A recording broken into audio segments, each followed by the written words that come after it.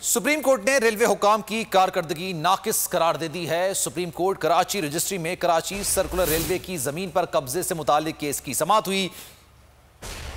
Chief justice ने बरहमी का इजहार किया। ये लोग सिर्फ लोगों को मरवा रहे हैं। इतना बड़ा हादसा हो गया मगर कुछ फर्क नहीं पड़ा। मैं तो समझा था कि वजीर रेलवे प्रेस कॉन्फ्रेंस में इस्तीफा देने का ऐलान करेंगे, मगर ना जाने कहां गए, क्या किया, कुछ नहीं पता।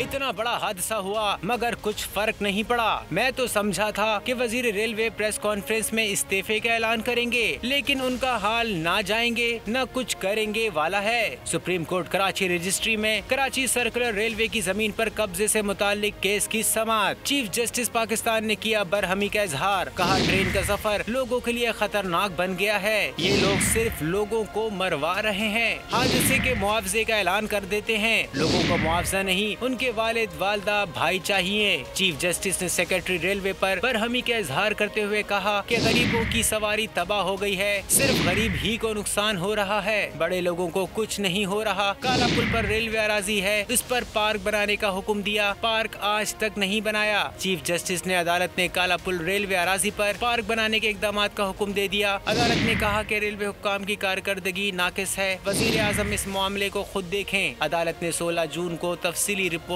तलब कर ली।